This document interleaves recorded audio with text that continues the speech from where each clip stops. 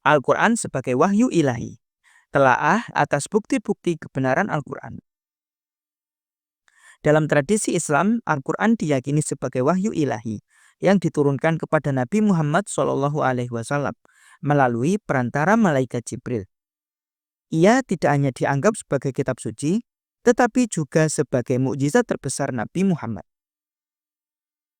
Keistimewaan Al-Quran tidak semata terletak pada teksnya, tetapi pada keseluruhan dimensi yang menyertainya. Dari bahasa, isi, pengaruh sosial hingga keabadiannya. Keimanan umat Islam terhadap keilahian Al-Quran bukan bersifat buta, melainkan dilandaskan pada berbagai argumen internal dan eksternal yang menguatkan keyakinan tersebut. Video ini bertujuan untuk membahas 10 bukti utama yang sering dikemukakan oleh umat Islam dalam meneguhkan klaim bahwa Al-Quran adalah benar-benar wahyu dari Allah. Keindahan dan keajaiban bahasa Al-Quran. Salah satu aspek yang paling sering dikemukakan adalah keindahan bahasa Al-Quran. Dalam sejarah Arab, sebelum datangnya Islam, sastra Arab telah mencapai tingkat yang sangat tinggi. Puisi-puisi Arab kuno dikenal sangat fasih dan kuat secara retoris. Namun, Al-Quran datang dengan gaya bahasa yang sama sekali baru. Tidak sepenuhnya puisi, tidak pula prosa. Struktur kalimatnya unik, musikalitasnya khas, dan penggunaan kata-katanya presisi. Al-Quran sendiri mengajukan tantangan kepada manusia dan jin untuk mendatangkan satu surat saja yang sebanding dengannya. Terdapat dalam Quran surat Al-Baqarah ayat 23. Dan tantangan ini tetap tak terjawab. Bahkan para penyair terkemuka pada zaman Nabi mengakui bahwa keindahan dan kekuatan Al-Quran tidak berasal dari manusia biasa. Ini menjadi argumen penting bahwa teks tersebut memiliki asal-usul yang transenden.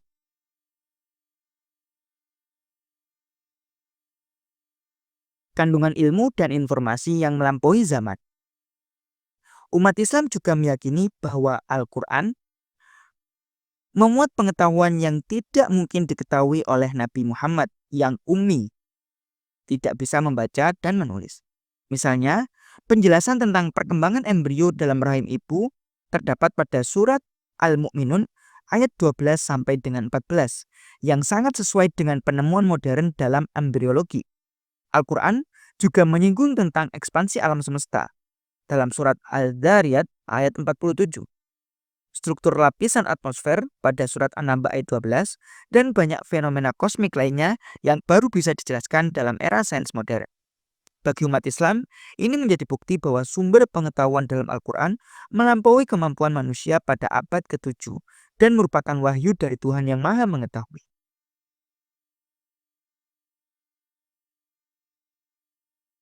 Konsistensi isi dalam rentang waktu 23 tahun.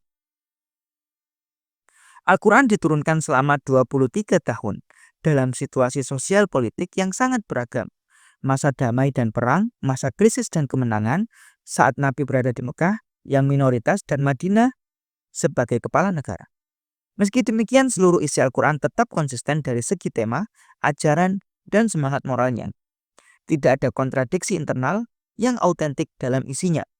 Quran surat An-Nisa ayat 82 menyatakan bahwa seandainya Al-Quran berasal dari selain Allah, niscaya akan ditemukan banyak pertentangan di dalamnya.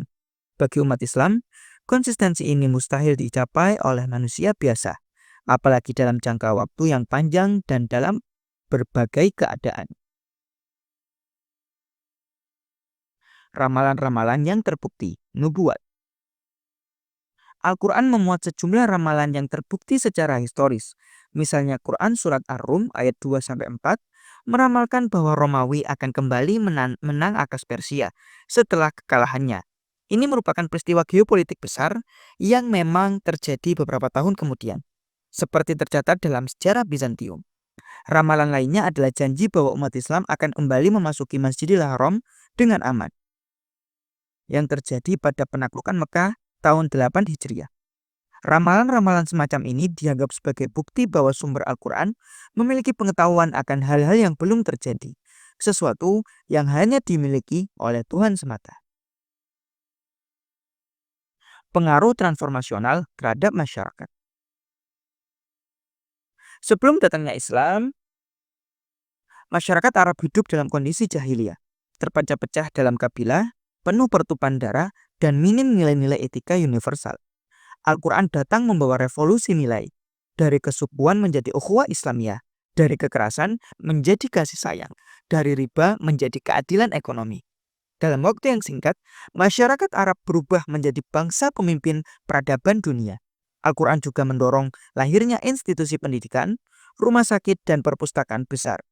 Pengaruh ini meluas ke berbagai belahan dunia, menunjukkan kekuatan transformatif yang sulit dijelaskan jika bukan berasal dari wahyu ilahi.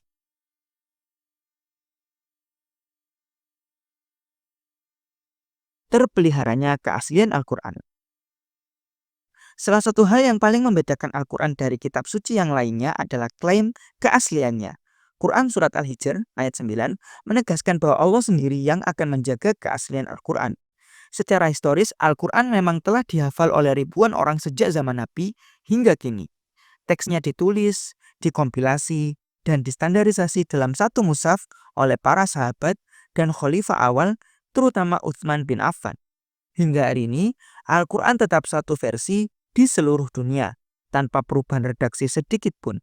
Ini menjadi argumen kuat bahwa Al-Quran bukan hasil edit atau revisi manusia, melainkan teks yang terjaga secara ilahi.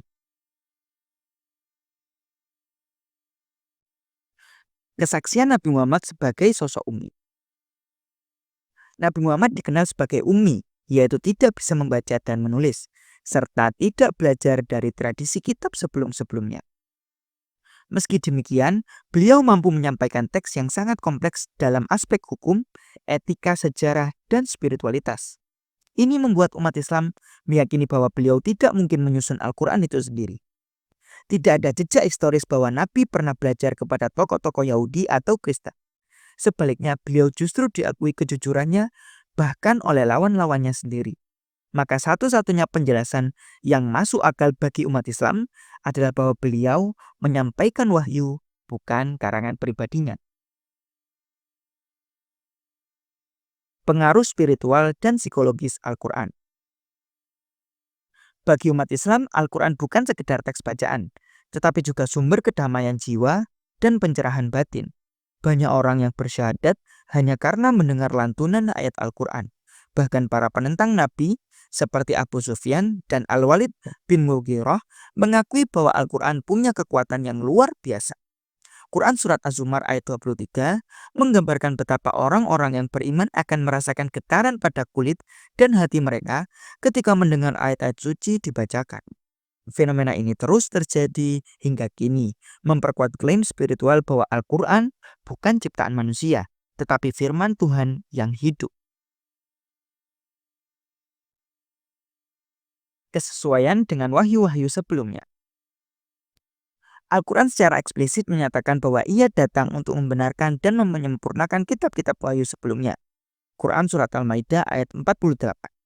Ajaran-ajaran utama seperti tauhid, kisah para nabi, perintah berbuat baik kepada sesama, dan larangan atas perbuatan keji dan zalim semuanya juga ditemukan dalam Taurat maupun Injil.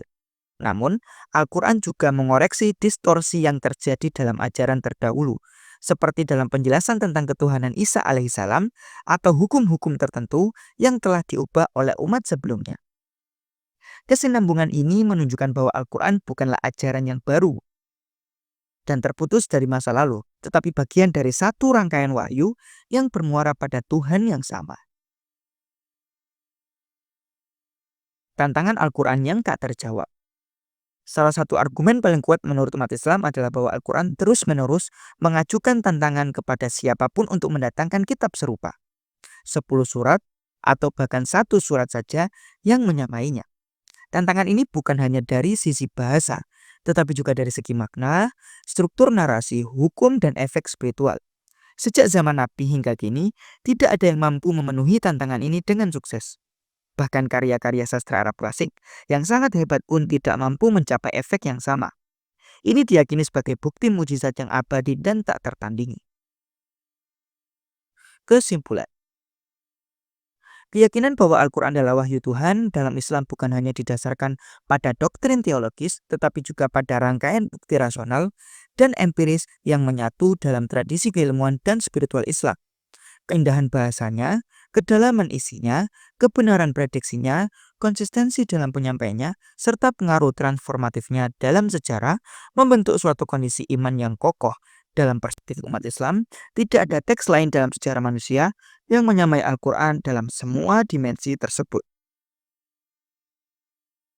Maka Al-Quran bukan hanya kitab untuk dibaca, tetapi juga untuk direnungkan, dihidupi, dan dijadikan panduan hidup yang sejati.